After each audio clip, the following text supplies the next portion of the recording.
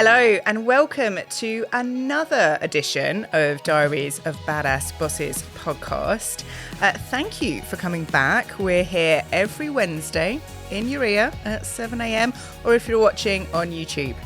So we are available on all platforms, both Spotify, Apple, Amazon and YouTube. I have to list them all out now. But we're also available on social as well, so Instagram, Facebook and LinkedIn. So if you have any comments, you want to subscribe, make sure that you don't miss an episode, please do. I also have some exciting news and Connor will be really elated. I've been working tirelessly with my delightful social media manager, Joy. We now have a website. Oh, yes. So diariesofbadassbosses.com is now live. I am extremely proud of myself. I've literally managed to bash it out in a week. Obviously, with a little bit of help of the lovely Tiggs. She kind of helped set me up with a wireframe. But ultimately, you can now find us online. So every episode, even if you've missed them, there's a transcript there. You can kind of get a bit of up-to-date information on the podcast.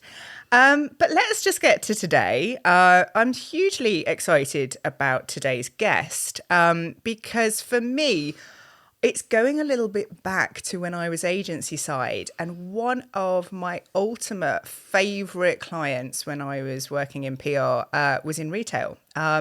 It was Hammerson. They are renowned for being basically the shopping centre landlords across the UK with some of the biggest shopping centres, including the Bullring, obviously the home shopping centre.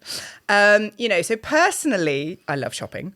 But having worked in the retail industry, I'm really understanding the amount of detail and complexity and just really understanding how people shop. You know, what is their mindset when they walk into a shop? What's going to encourage them to buy? That design aspect, there's so much that goes into it.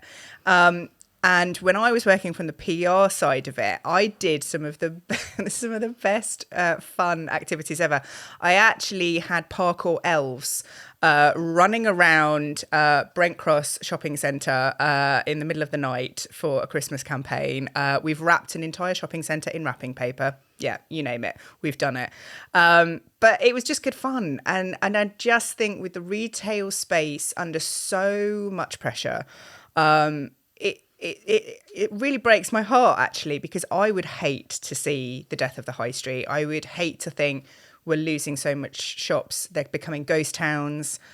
It's not right. I'm sorry. Online shopping will never replace the experience of going to shop. And I think what retailers now are having to look at is the all-in-one experience. It's not just going to be able to shop, but it's actually like, what entertainment is there? What food can I enjoy? Like what can make this an entire day's experience for friends, family? Even, to be honest, I like shopping on my own. I'll be honest, I'm a lone shopper because no one can keep up with me. So I just think it's better for everyone if I just go shopping on my own. But what I'm really excited about my guest today is to really understand where the retail landscape is today. What is it that they're having to really push the boundaries on? What is it that's exciting? He's worked with some of the most incredible brands that you know of all different levels as well. So I'm so excited to introduce and welcome to my home the lovely Daniel Astarita. I love that name. So it's wonderful. Hello. Welcome. How are you? How are you? I'm really well. Congratulations on the website. Oh, thank you. So I'm very proud of myself. Amazing. Yeah, definitely a productive week. It's amazing. I hope I've got something interesting to say to you now. You summed it up incredibly well. I feel almost redundant. I should leave. I've not even given you your full spiel intro yet. So that is to come. But thank you so much for joining me. It's an absolute pleasure. Thank you so much for having me. Well, look, for everyone out there, I am going to give you a little bit of background on Daniel before we get and dig deep into the questions. So bear with me. Our guest today is none other than Daniel Astarita, the accomplished managing director steering the ship at Kessler's London and Proportion London. These two enterprises stand tall as key players in the retail design industry, collaborating with some of the world's most prominent brands and retailers, amassing a trove of industry awards along the way. Nice. With a keen eye for crafting in-store experiences, Daniel has been at the forefront of revolutionising the retail landscape. Today, he joins us to unravel the intricacies of his journey in leading global teams to create bespoke POS solutions and shop-in-shop environments. We'll delve into the meticulous process, understanding client needs, and the symbiotic dance between design and manufacturing, and the profound impact on transforming customer retail experiences. But Daniel's story goes beyond boardrooms and design studios. We'll explore the delicate yet powerful balance he strikes between his role as managing director and the joys and challenges of fatherhood. Fellow parent here. In a world where the demands of leadership often clash with personal pursuits, Daniel offers a refreshing perspective on navigating this intricate dance. We'll also unravel the saga of innovation in retail design, examining Kessler's International and Proportion London's journey. With an impressive 80% organic growth, Daniel will walk us through their innovative approach, the evolving landscape of retail, and the strategic decisions that they've cemented their success. And of course, we'll touch upon the narrative of resilience, Daniel's personal journey of transforming a struggling 130-year-old business from setback to triumph, the challenges faced, the pivotal moments, and the invaluable lessons learned from the experience. So, with that, welcome, Daniel. That was so good. That was so good. Can I have that? Can I take that away? I'm going to use it. Honestly, I'm here all day. PR experience. Absolutely. If you ever need anyone to pump you up, I'm here. Pay a lot of money for that, I think. Well, look, honestly, it is wonderful for you to join us. I think really, just give us that background. Like, how did you get to where you are today? Bad luck, good luck. So I'm basically a fouled sportsman. Okay. You know, I was at university playing football, thought I was going to be a professional football player. I was terrible, but I had a bit of an engine, so I used to get to play at a reasonable level. I went to Australia to play semi-professional football, broke my ankle, got sent home and had nothing to do while 9 months off university. So my dad sent me to work in a factory, packing boxes and moving trolleys, and loved it. Never been in that type of environment before, and ended up going back for every reading week, every half term. And at the end of university, I got offered a job as a project manager. I took it. I was a terrible project manager. I was surprised I wasn't sacked. I think I was about to be sacked, and I was called into the boardroom after about 3 months. I thought that was it. You know, I really am not cut out for project management. And they basically said that to me, but instead of sacking me, they said, "Look, you can talk. Do you want to work in sales?" I was like, "Yeah, I like talking." So I took a job as a junior account manager, moved across, and that was 20 years ago. Wow. So junior account manager eventually became sales director in Kessler's, and then Kessler's, as you touched on, 130-year-old business, it hit a stumbling block and it fell over. And that was the end of Kessler's effectively. Administrators came in, they were looking to sell some stock. And when was that? 3.5 years ago. Oh gosh, okay. Yeah, so 180 people made redundant. And my MD had been sacked, so I was the last director in the business. So I decided to have a go at it. I decided that I'd watch things go wrong for a period of time. And I thought I could do it better. And I was voicing these things in board meetings, and I was the emotional, dramatic sales guy, and nobody was listening. And I thought, you know what, I've been saying it for 2 years and no one cared. So I'm going to have a go at doing it myself. So I spoke to the administrators and I bought it. I bought the assets, I bought the stock, and I just set Kessler's up again, took it back to its roots as being a retail designer, retail manufacturing. It lost its way. And so far, so good. You know, so yeah, we've taken the business from 0 to 16 million this year, but That's incredible. profitable. You know, Yeah. which is the most important thing. You know, we'd done 30 million before, but we lost 3 million. You know, Yeah. So learning the lessons from the old business, taking our medicine, and just trying to do things right. That's fair play. Honestly, I really do applaud you for that, because that's quite a challenge to take something on that big and that epic with such a heritage, but also kind of put yourself forward to say, okay, you've done a few things wrong. Well, let me try and address them. And, you know. Yeah, definitely. I think, you know, it was it was watching 180 people lose their jobs who had absolutely no idea it was about to happen, who had been in a business that they thought was going fine because all the external messages were how amazing we were. And it was the 16th of December, so these people weren't getting paid for Christmas. And it was a sense of responsibility that just said, they don't deserve this. And we existed in London. All of our competitors are in the Midlands. So their skills weren't going to go anywhere else. They were going to go and end up, either signing on or going to do jobs where their skills were basically forgotten about. And I thought I owed it to them. Yeah. And if I'm honest, I wasn't absolutely sure it was going to work. And I absolutely had imposter syndrome for a good year.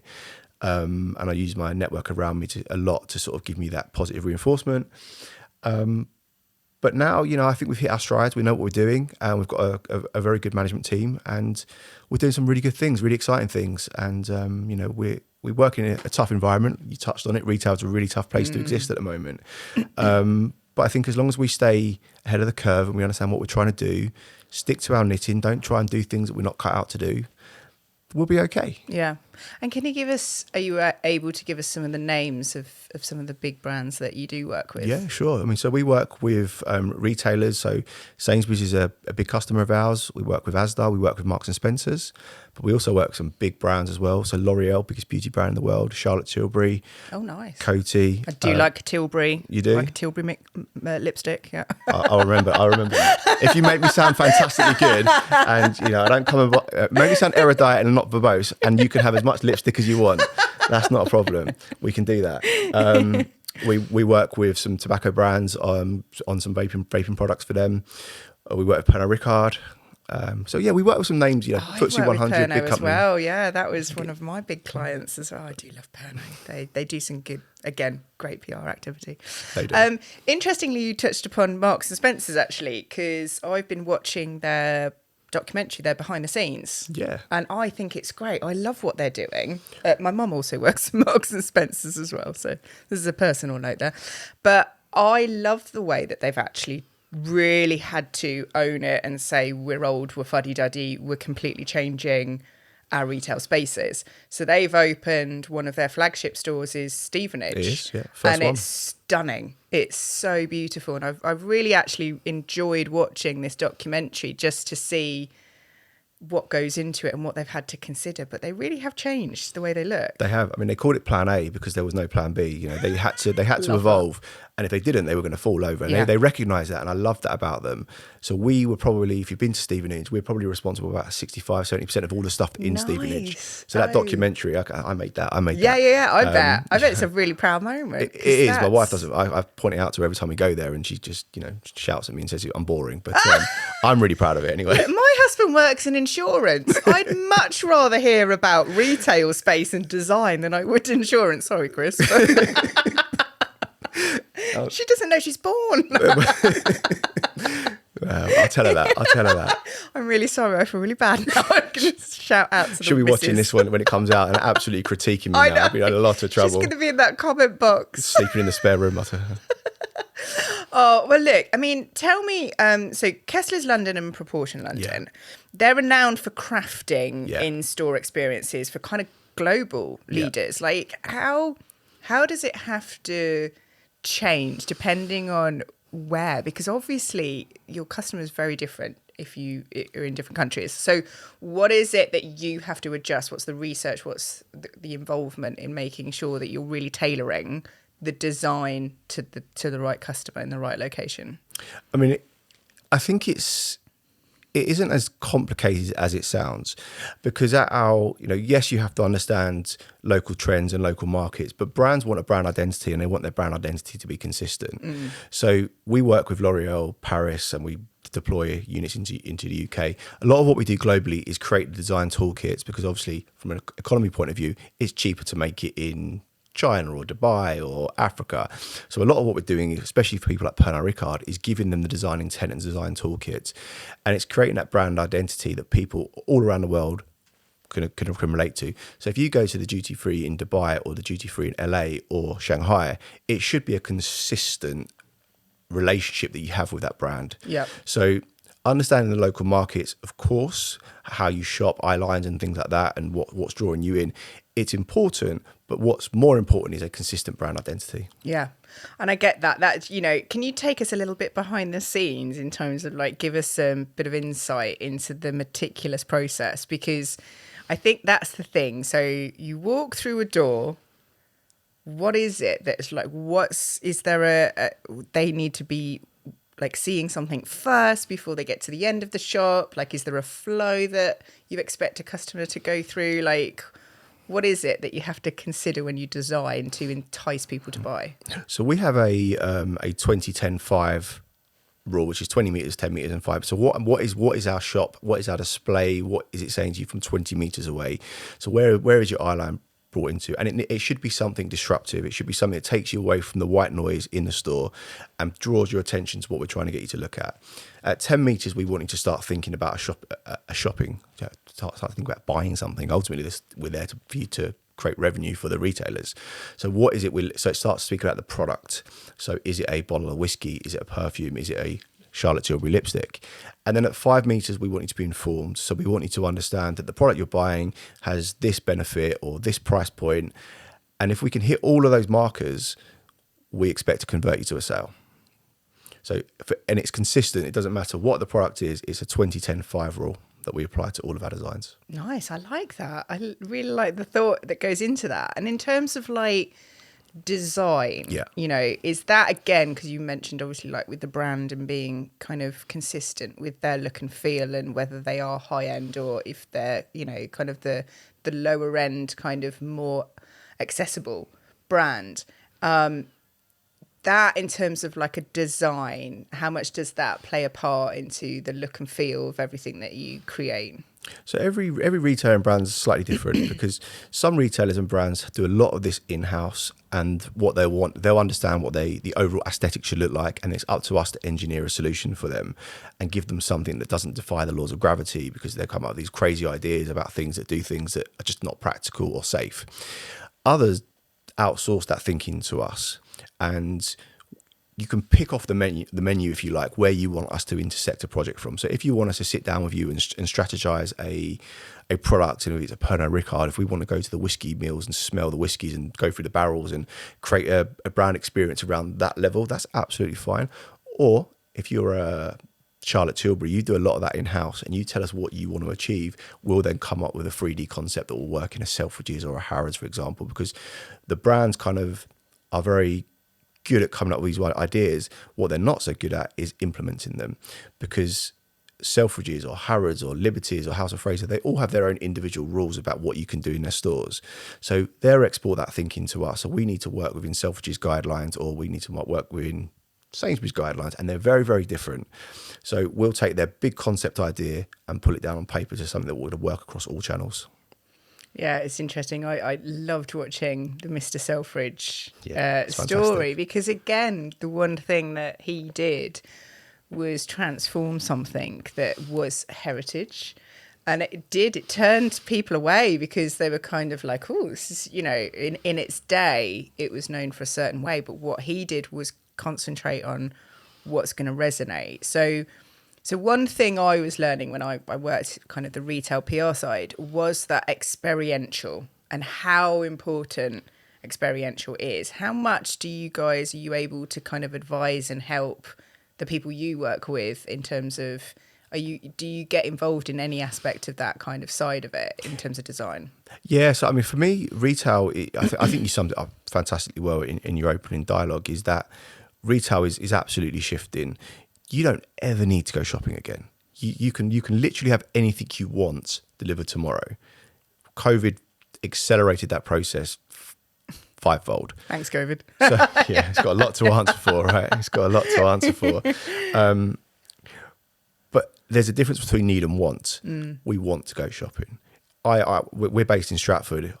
I'm next to the Westfield Shopping Centre. I can't get a car parking space. And that is full of people that have made that conscious decision that they want to go shopping. Yeah. Well, why have they wanted to do that? For me, it's for that experience. It's because you can technically, apart from the parking, it's something that adults can do collectively together that's relatively free until you start spending money. You can go round and you can go into Charlotte Tilbury and you can go into John Lewis, you can go into Lush, and you can have an experience of the brand. And if you choose to purchase, choose to purchase. You can go and have dinner, you can go and have lunch, you can go bowling, you can go to the Prosecco bar. It's a day out. And for me, what's going to happen is retail is going to shift again. And actually, instead of just a day out, it's going to become a destination theme park. It's where we're going to go for this multi-sensory experience. So if you look at what Nike have done in New York, and I'm not pretending that every brand in the world is going to be Nike and spend £500 million on a shop that doesn't really want to sell anything.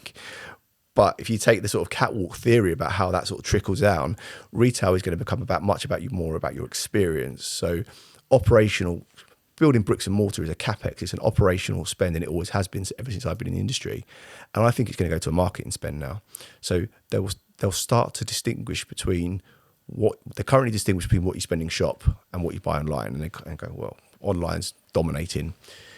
But actually, your experience in the shop, if you go home and order it online, it's because you've had an amazing, fun experience, which is why you've got brands like Dyson opening stores that you can't buy anything. Yeah. They'll give you a QR code and take you to the ordering page. It's a demonstration zone. They'll show you all the benefits.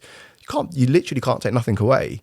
And I think retail is going to go that way at the top end. And there's a reason that like Louis Vuitton, Coach are opening stores for the first time, or more stores, because actually we want to spend money on luxury in person. We're comfortable buying our fast fashion online. Yeah, definitely. Yeah. I mean, that's the thing as well, car showrooms. I mean, now you can go into a shopping centre and actually go to a VW store, like in a shopping centre. Like I'm not on the forecourt looking at a load of cars. There'll probably just be one car in the middle, if none. And it's literally just a showroom, with screens and experiences and everything else. I mean, I'm not going to buy a car without sitting in it. That's for one thing. But they are investing in these experiences and these like stores to basically engage with customers. So the showroom at Westfield, they've got gaming consoles where your children can go and play a racing car while you're talking to someone about what car's right for you, and you can have it delivered to the car park and go and do your test drive. That's that omnichannel experience just absolutely accelerates. Omnichannel used to be about the ability to return things pretty easily and that sort of complete journey. And actually now it's about putting your kids there in front of a screen so they can play, so you can actually have an informed conversation with someone without having to worry about them pulling things off the shelf and all that. It's those really subtle things that make it easier for us to go in. We don't feel quite so intimidated by it, or we have to worry about whether we're going to, my son walks around hitting the lights in a car showroom and breaks it, and I've got to spend £1,000 on a new headlight for a Porsche or something. And it's those subtle things, and each brand and each retailer will have to learn their own subtleties. And for us, it's about how we can help them through what we might do with Charlotte Tilbury. How does that apply to Pernod Ricard, and taking our best practices from all the brands we work to and affording them the opportunity with everyone else.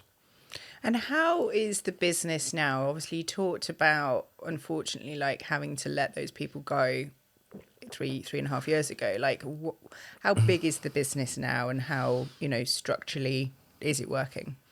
So this year we'll do 16 million. So in terms of turnover from 3 years ago, it is half the size. The business was doing 30 million. But it's 16 million of profit. What we've done is we've taken out the bits that weren't working. So the business had lost its way. It was owned by a private equity. It's not hating on private equity. They do some amazing things. But the brief was to grow the business from 12 million to 30. We'd done that. We took it from, we were losing money. We'd gone into building German hotels. We don't know a thing about building German hotels. Like, who are we to do that? We hadn't earned our stripes. We had, if you're going to go and build a German hotel, you've got to build a UK hotel, and you've got to learn how to do that for 2, 3, 4 years before you go and try and do something in Germany. You don't understand the tax laws or the corporate law. It's completely different. And we spent an absolute fortune getting it wrong. So of the 30 million, £6 million of that was building German hotels. We lost 8. Oh, do you know what I mean? Yeah. So it's 16 million, but it's the right 16 million for what we understand. And we started off in year 1 at 13, and we've grown up to 16. So this year's about growth, and we're looking to get ready for next year where we want to do 20, but the right 20. Ultimately, it's about the bottom right number of what profit we can create for all of our stakeholders, and how do our staff benefit from that? How do our shareholders benefit? How do our customers benefit? And how do our suppliers benefit? So the state of business is good.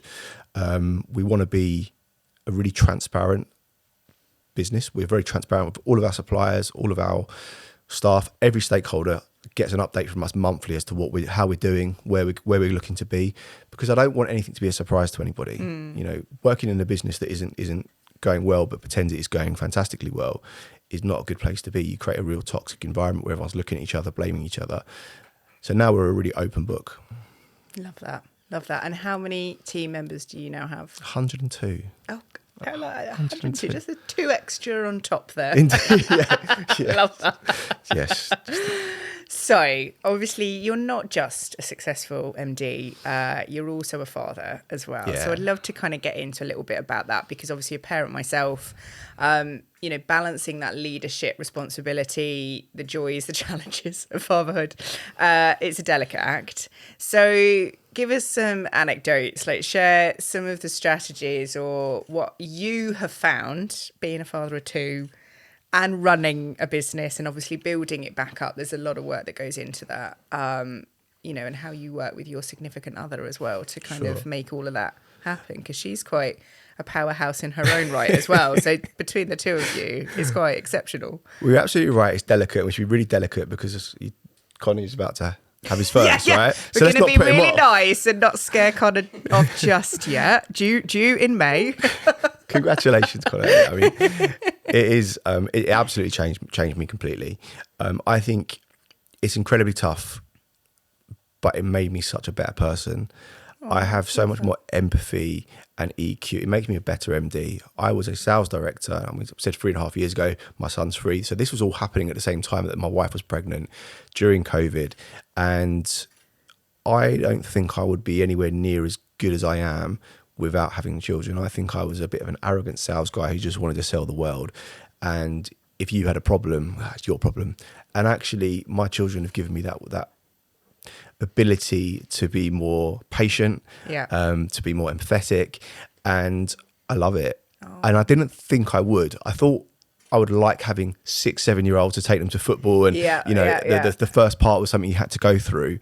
But I absolutely loved it, and I still love it. I know it's really cliche, and I know that it'd be bad for me to say anything else, but it is my release. So I work hard, but I try really hard to get home for bath and bed every day.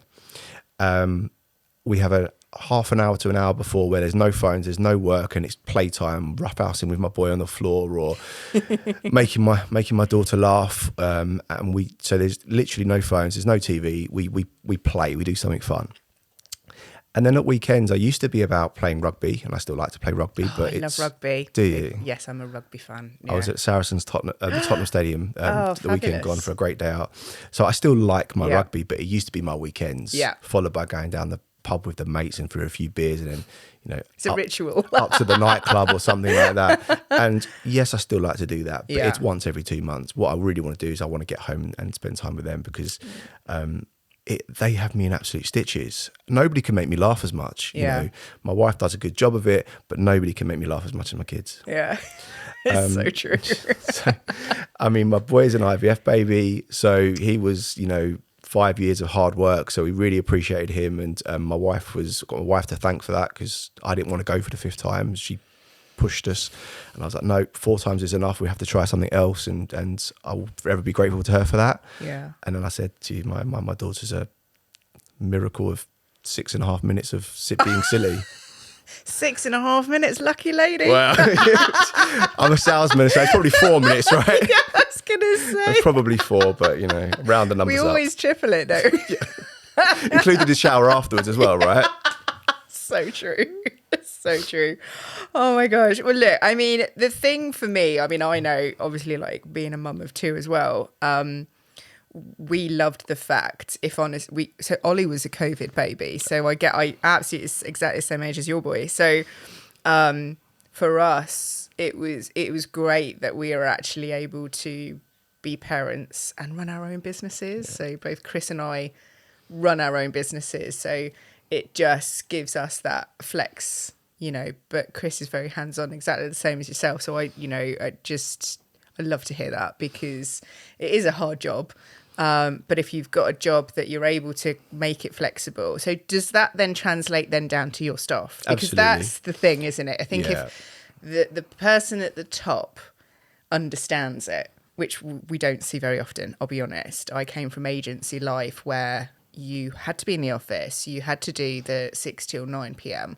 I would never have had kids if I didn't set up my own business, I'll be honest, because no one had what you're talking about in terms of that understanding. So how do you pass on your appreciation of family down to your team? So I think the answer is that we're a compassionate business and we don't enforce a one-size-fits-all policy. We have an open door policy at work. So if my office, I share my office with my operations director, she's got a young child as well, and we get it. And we have an open door policy. We want to talk to people. We want a one-to-one solution. So we've got 4 shifts at work, and all people pick their shifts because actually what's right for some people isn't right for the next person. So if they've got a childcare 1 week, they can do the 10 till 2 shift because they want to do nursery drop off. And do you know what I mean? So we try to adjust everything we do. We've increased our level of maternity pay. We've got one of my good friends but works for me is going through a IVF pregnancy at the moment. He's got some ups and downs with it. And all we do is you go and do you. Yeah. Don't worry about money. Don't worry about, we'll sort out work because you're an absolute asset to the business. It'll be when you get back. You won't get that chance again. Go and do it. So I think the culture of what we try and do in terms of parenting is holistic to what we try and do for all staff. So every member of staff's got to see a personal development plan, which they never had before.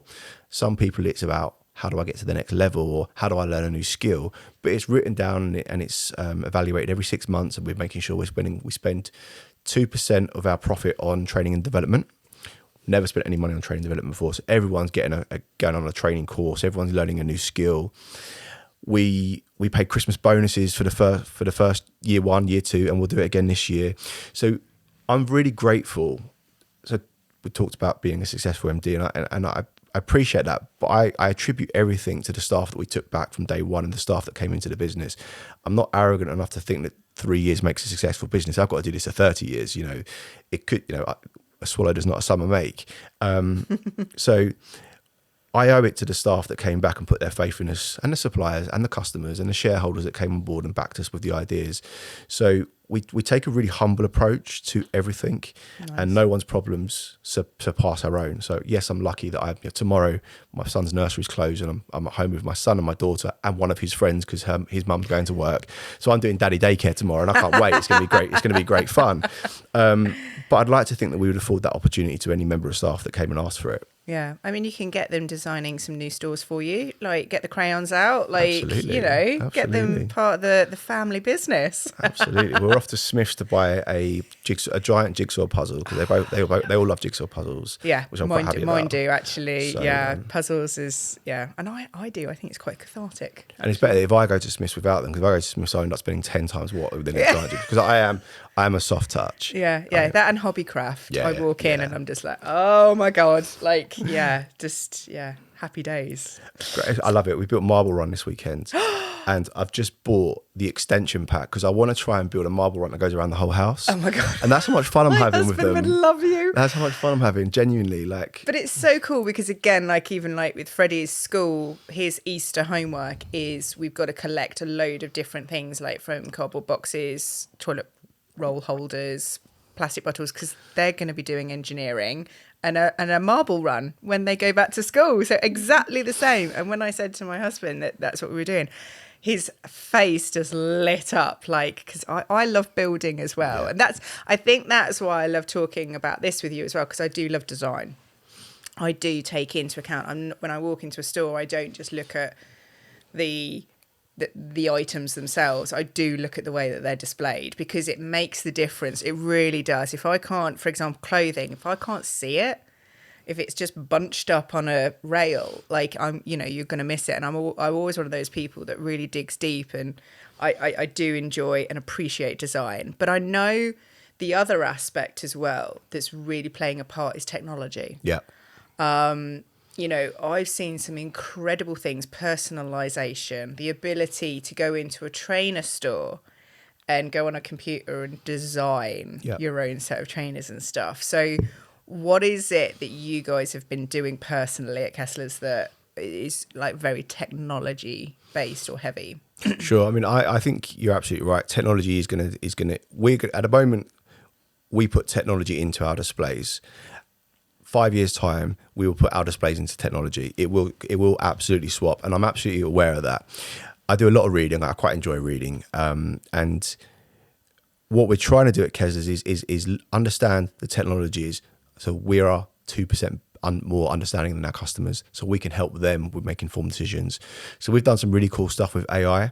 So we're personalized shopping journeys around a store. So if you go to a big M&S, for example, how do you know where your candle is? How do you know where your t-shirt is, and how do you know where your men's socks are? Well, actually, a personalized AI journey around the store, taking you to only the 3 places you want to go if you're in a rush, that's really helpful. There's some really cool stuff with augmented reality on mirrors. So superimposing lookbooks over you, so you can see what the top looks like, but what are the jeans that are going to go really well with it. So the mirror is a great piece of technology, but without a display around it, without something sexy to draw your eye in, it's quite bland and boring. So we accept that we're going to be a secondary supplier to the industry, and we need to embrace technology, because I use it, you use it. We all carry around these £1,000 smartphones that we've got that are more technology than we're ever going to put into a store. So how can our displays talk to your phones and things like that? So can we put things like RFID tags? Can we ping you notifications? Can we send you a special offer in the back of Boots telling you about your suntan lotion that's on a 3 for 2 through a display that's talking to your phone as you walk in? So these are all the things that we're learning very quickly, and I'm spending my time reading and trying to understand, so I can have a slightly more informed conversation than my customers are currently. But yeah, technology is, if we don't embrace technology, we will fail. You know, we have to put it into our displays, and then we have to put our displays into technology, rather than go, oh, we just make wood and plastic because someone else will do it better than us. And are you guys responsible for the shop windows, or some of the epic shop windows that we get to see, especially at like Christmas time? Yeah, so Proportion London, which is kind of the smaller business of the two, they're a VM business. They make mannequins, they make sustainable mannequins, they create amazing shop windows. It's all handmade stuff. They can do things with trainers that move up and down. They can do things with balls that are flying around. It's a fantastically gorgeous business, and I love it so much. And I understand about 70% of it. I bought it during COVID, and I had to buy it and put someone in charge of it because I just loved what it did. But it's much more artisan than Kessler's. Right, okay. Kessler's is about design and making things wood, plastic, metal, where I pretend I'm a designer. I pretend I'm a VM expert. I'm not really. And there are people that do it better. So I look at the numbers and it's doing really well. But yeah, Proportion London from a VM perspective, because what draws you into the store? Once you're in the store, Kessler's can take over, but we've got to get you through the door to start with. So we're currently making windows for Westfield for Charlotte Tilbury. Oh, nice. Yeah. Lovely. Yeah, and Proportion put windows into Selfridges, put windows into Harrods, Liberties.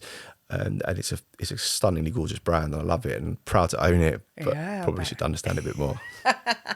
Well, look, on this show, we basically invite anybody that we feel is a trailblazer. I really feel like you're a trailblazer, and I know our audience who are listening right now, they would want to, learn so much from what you've done. So if you were to give anyone who, either runs their own business or works in a business that maybe is struggling, maybe they're witnessing some of the mistakes in that, what's the best piece of advice that you could give anyone at this moment in time, that maybe they're in a business that they see mistakes that they could potentially help rectify or make better?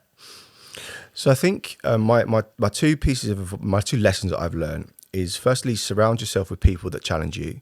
So don't surround yourself with sycophants. Don't surround yourself with fans. My wife will constantly tell me I'm wrong and criticize, but will support. My ops director is the polar opposite of me. She's a meticulous, detailed individual. My management team are not the mirror image of me. I want conflict. I want debate, because otherwise you go yes, yes, yes until you fall off a cliff and it all fails, and you all look at each other and go, how's that happen? Yeah. Well, we didn't debate it. We just followed. So we spend a lot of time with no job titles in a room debating things. I think that's really healthy. We can have conflict, but we've got a lot of respect for each other. And my second one is that, and I think it's really hard to say how, if you're not landing a message, how to do that, because I never achieved that. But what I did do is I had an idea and I delivered it. I never had the final vision in mind. I think if you understand what you're trying to do and you've got about 60, 70, 80% of it, go and do it. Because if you don't do it, someone else will do it, and they might not do it as well as you. But nothing's ever 100% right first time. You don't have all the answers when you start a business. You can't control the conflict in Israel or the war in Ukraine or energy prices, or, there's never a perfect time. You started your business during COVID, some people would have said that's crazy, but look how well it's done for you. Yeah. I bought a business during COVID. It's gone really well. It could have gone terribly badly, but take a chance, and be brave, because if you're not, I think we owe it to ourselves to try. We can't control much, but we can control the timing of when we make positive decisions for ourselves. Love that. Well, we do like to do a bit of a quick fire round. Let's do it. Love it. He's been doing his research. He told me when he came, didn't you, Daniel, that you've been listening. Many. So Love you're prepared. I don't know about prepared. So tell me, what is your best business achievement? I think it's the incarnation of Kessler's London. It's turning a business of 130 years old that's loss making into something that, I'm not going to say profitable, is sustainable, and it's got a really good foundation to growth. I know it's not a quick answer. I'm trying to be really quick. It's the Kessler's London story. It's something I'm really proud of. I think I'll forever be proud of it. Brilliant. And what is your best productivity hack? Eat the frog. Oh, sorry, what? Okay, so That's a new one. it's probably just my poor phraseology. So I read a book about the 7 habits of successful people, and 6 of them I'm terrible at. I failed at 6 out of the 7, but the one I am good at is I do the thing that I least want to do first. Right. And it's called eating the frog. So because most things that are scary or daunting, or they're never as bad as you think, but actually you overthink them, and it can affect the rest of your day because you're worried about the thing that you want to do least, and you think you've got to do it. So I do it very first thing in the morning. If it's a boring phone call about pensions, or it's a conversation with someone that's difficult, or it's telling someone something's going to be late, you do it first because the rest of your day can be positive. Love that. Brilliant. I'm definitely going to take that on board, because I'm definitely one for putting that one thing, like avoid. To show you I've been listening, I wrote down what I'm going to do with all my team next week is the pie chart.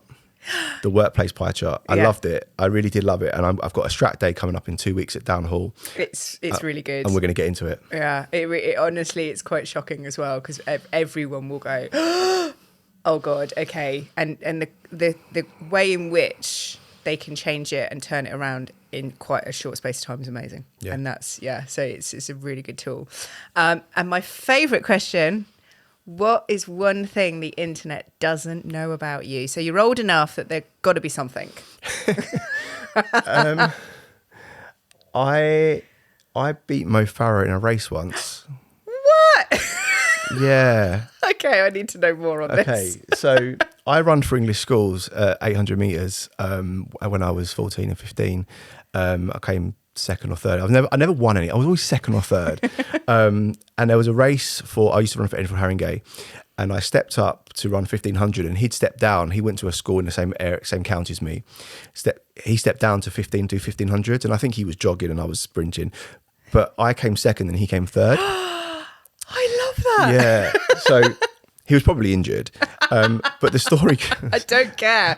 You still got second over Mo Basically, Farah. every coaching session, they were talking to us about training, going into the English schools. It was always about working up towards an Olympics, and the Olympics was going to be in Stratford. And I was 16, I think.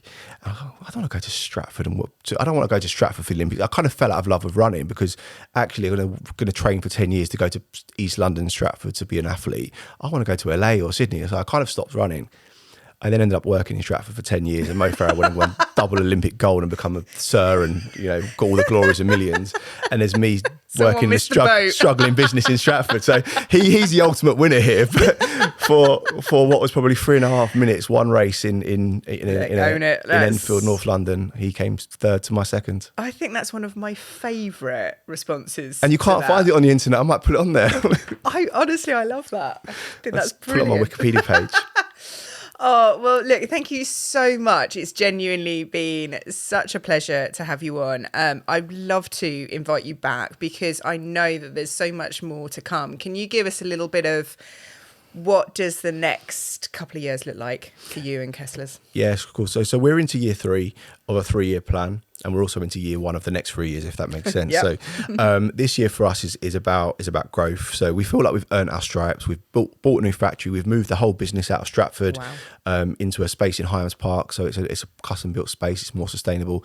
So last year was about the big move. This year's about growth, working with some new brands. We've never really tried to sell Kesslers for the first 2 years. We just wanted to stick to our stripes and work with who we worked with and do it really well. So now it's about trying to build for the future, sustainably. And doing the right things and staying true to the values. But yeah, about taking the business forward. We're ambitious for it. Fabulous. Oh, well, honestly, please do come back. I'd love to get an update in a year or so and see if you're hitting all those targets. But thank you so much for your time. It's been brilliant. Thank you to everyone who's tuned in for our session today. We will be back next Wednesday, as always, 7 a.m. with the next episode. And you can also tune into our new website as well and take a look. Please send us any comments. If you've got any questions for Daniel, obviously, we're on all available social channels, all of the major podcast platforms. Drop any comments. I can always put them to Daniel and we can make sure we ask him when he comes back. If not, I can get in before then for you. But we'd love to see you here next week for another episode of Diaries of Badass Bosses. So tune in. Bye.